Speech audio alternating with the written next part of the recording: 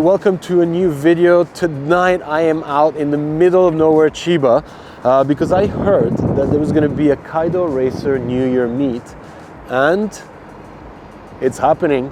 Because usually when Kaido Racers meet, as well as Bosozoku, the meets usually get pretty much raided by the police straight away, and that's exactly what happened last year. There was a meet at Umiotaru. Police came, kicked everybody out. I was there like 5 minutes, didn't even pull a camera out. But today, they're out in full force. I think we have about 10 to 15 cars. So we're gonna check them out. Hopefully, we're gonna take a ride across down the Tateyama Expressway to Umihotaru, PA, so we can actually get these guys in action out on the street. So let's take a look at what showed up.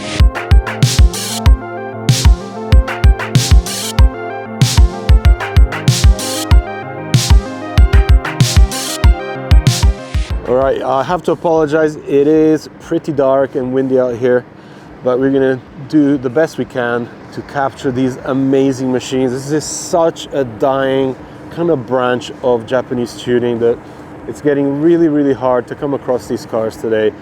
And like I said, usually they have to do things very much under the radar because the police usually comes and kicks them out. But they're very quiet today. They're just sitting here, they're just parked up. So we're gonna start the lineup and check out what has showed up, starting off with this Mark II Grande. This is probably like the most simple car here, but then again, it's beautifully dropped right to the ground.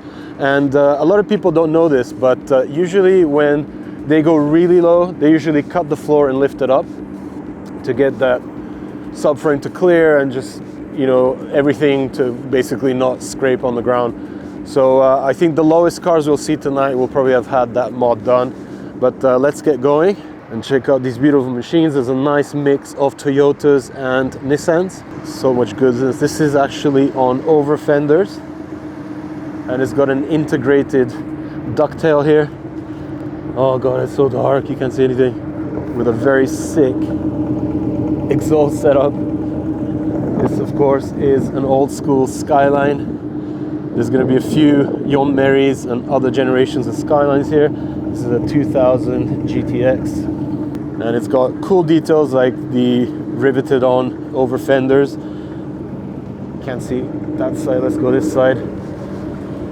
You can see just how deep that lip is. Of course, most of these wheels are all rebarreled to be this wide. Of course, they were never offered in that kind of width. Not sure if you can make it out, but of course you got the Carrozzeria Pioneer TS X8 partial shelf speakers. You got a little bit of glitter in the back glass with a blue tint. Tiny little steering wheel and a custom purple paint job. Right, next up we have something very, very special. I can't even remember the last time I came across a four-door Leopard. It has this crazy C-pillar treatment here after the rear seats. It kind of makes that glass house so massive. It must have the best visibility ever. Thankfully, the owner has left the interior lights on, so you can have a look at that beautiful late 70s, early 80s style interior. Cloth seats, tiny little wooden steering wheel, and of course, the long shifter. This is all matte white, possibly on its way to, I guess, a full paint job. I'm not sure, but it's actually cool because we can see all the details being this bright and light. It actually reflects all the light from the PA here. And just look how low the over fenders clear the actual wheels. There's actually a big gap from the over fenders to the rear skirts, and yep, there's no way you're gonna open the rear doors. That's so cool. But yeah, I just love this kind of design with that extra massive long third window on the side here. It just makes it look like something so original. Like, this is back in the day when Nissan used to create some very, very unique designs.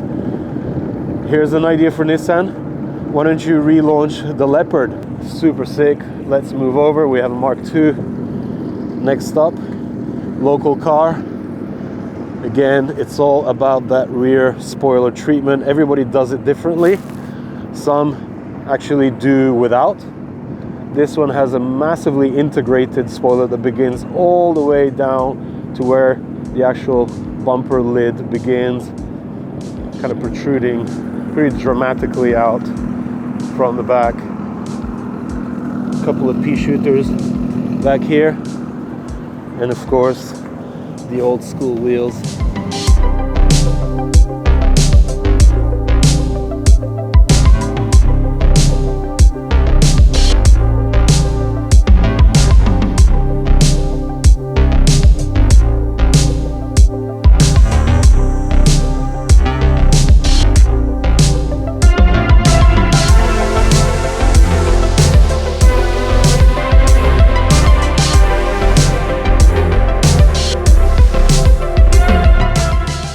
Next up, we have a Soarer. This is far more simple. Very sedate kind of take on the whole Kaido feel of a car. Vitaloni mirrors. This was a big favorite back in the 80s here in Japan, to fit these Italian mirrors to pretty much anything. Rear treatment here. Some of these guys used to run the spoiler that was in the trunk here on top, turn it upside down and stuck it under the bumper. I don't see any cars that have that here tonight, but that's definitely one style they used to do, not necessarily on the Soarer, mainly on the Mark X's. And speaking of Mark X's, check this thing out. See, this is what the police don't really like. This is not really integrated, it's actually riveted on to the trunk lid. But just how long is this thing? Now that is serious downforce. Speedstar wheels, and of course the extended hood to create that shark-like front, and of course the dippa. You gotta have the dippa here, the prolonged front splitter, Japanese flags to mark a bit of a nationalist type feel on the car, but my god, we got to protect this style. This cannot disappear.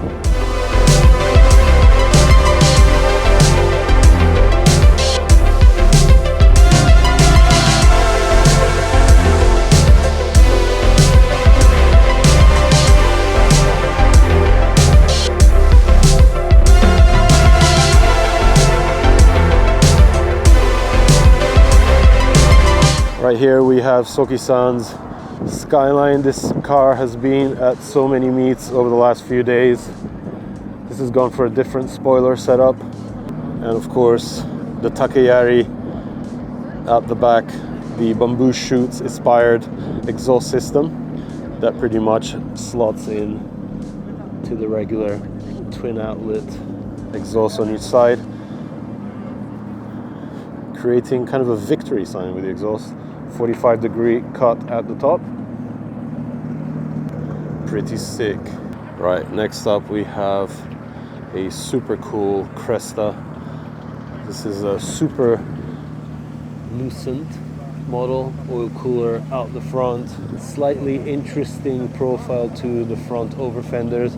They kind of end up covering the venting, or at least the fake venting on the FRP fenders. Again, Vitaloni mirrors.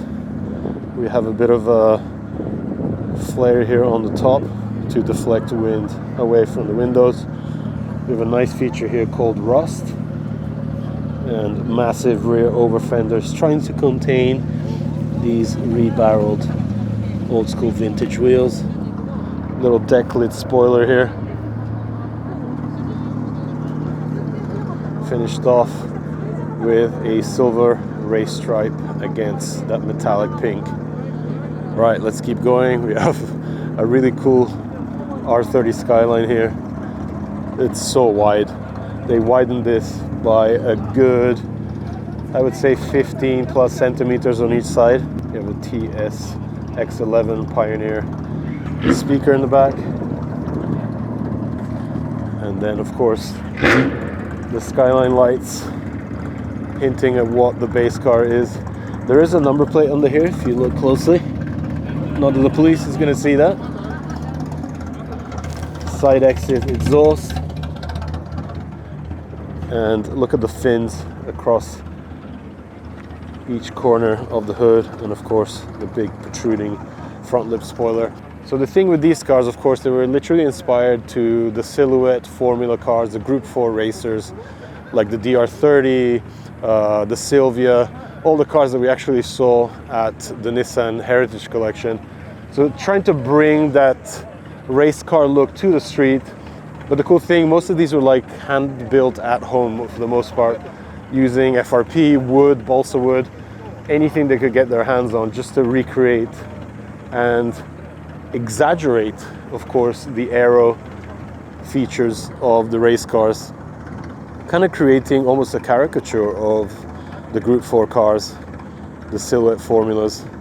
And one thing they definitely didn't do is run the bigger wheels. Of course, the silhouette formula, I think the DR30 was on 19s at the back, which was unheard of in the early 80s. But these things are the tiny 14 or 15-inch wheels most of the time. But I do love the color on this thing. White, pink, and a hint of blue here and there. Vitaloni mirrors again. Little flashy heart. Pink dye.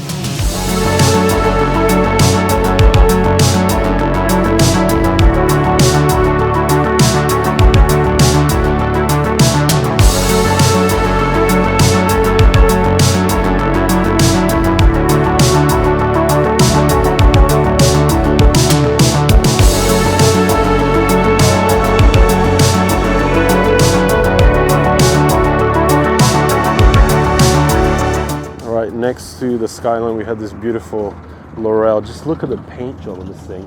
This is wild. Look at the glitter in the clear coat right across the side skirts here. KO works, and sick Takayari at the back. Not too big. A bit of balance in this one, but I love how they just continued that glitter effect even on the light panel here. Massive ducktail, old school Datsun logo, and of course the right kind of wheels. I just love the kink here on the 4-door Laurels. Super cool. Right, let's keep moving. What do we have next? Let's go to the front and have a proper look. So we continue the glitter fest with yet another Laurel, different generation on this one. As you can see, it has 2 square headlights up here, and something that's inspired by American cars of the same generation. Cool Speedstar Racing branding on the front lip spoiler. This is possibly the biggest and most protruding side step I've ever seen. It must be quite difficult to get in and out of this thing. But it's got all the right details, the star, the pinstriping, the TS X15s at the back, and of course a nice set of Takayari. Look at this pairing. This is like Nissan Laurel perfection from KO Works. And as you can see, what I was mentioning before, they've taken off the trunk spoiler, flipped it upside down and attached it under the bumper to get a kind of diffuser look by reusing the OEM spoilers. Right next door here we have a Toyota Mark II, very, very simple one. I love the simple approaches, nice and clean. Look at the fitment. These tires are literally glued to the rim so that they don't pop off the beads. Brown velour seats, oh, so good. Fender mirrors, these were actually factory, and I always loved the kind of protruding grille on this generation of Mark II Grande. Let's keep going. We have an older Mark II here. This is a 2-door, oil cooler out the front, some bonnet venting. Actually, these are the same ones we were seeing on the old orange Skyline, Vitaloni white mirrors, and an integrated lip spoiler, or rather ducktail, that literally starts right in the gas filler cover here, working its way up the end of the fender into the trunk. Now that's attention to detail. This one's got quite a protruding bumper.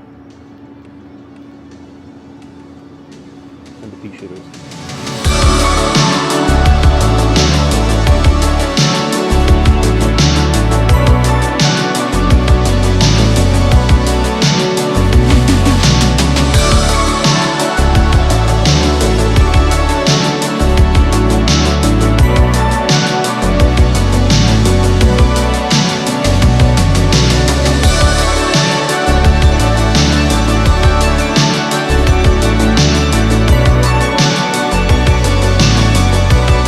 And our lineup ends here.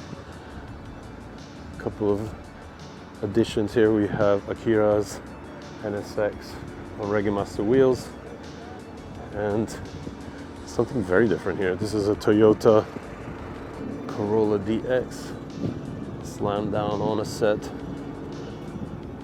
of Whistler wheels. Not really much to do with the Bosozoku lineup tonight. But yeah, I'm very happy that they chose this first location. I really do hope that we go out on the road and get these guys in action, because seeing these cars move, it's a whole different thing.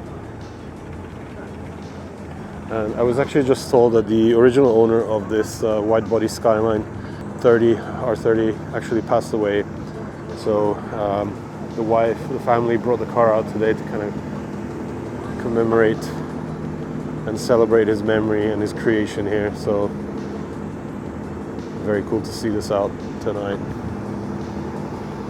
We got full police lights on these two.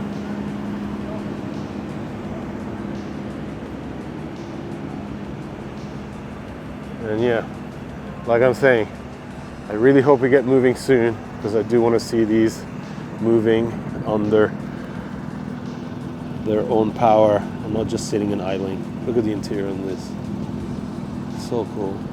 All right, we had a late edition, not that it fits in at all, but nice. Celsior Lexus LS 400 badging, completely blacked out windows. This is full VIP mode. Man, what a sick event. It's almost worth the freezing cold weather. But like I said, if we actually get to roll with these guys tonight, it's gonna make it so much more special. I do hear that we're actually probably cruising to Umihotaru like planned. So next up, we'll do that.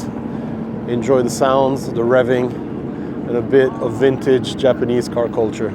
Okay, I actually just heard we're not going to Umihotaru. Everybody's too cold. But to get out of here, we have a good 7 kilometers of a highway before the first junction, which actually means we'll probably be able to shoot some of the cars while they're driving up the Tateyama Expressway. The goal for today for me was to get these cars out on the road driving, you know, bouncing up and down, hopefully scratching some splitters and revving the exhaust. It kind of adds to the whole experience of these cars. You not only have to look at them, but of course hear them. We've got the Takeyaris blaring away here. The two Laurels, the velour interior on this one. So sick. You can see that. Arigatou gozaimasu. You can see the treatment across the entire cabin. It's so sick.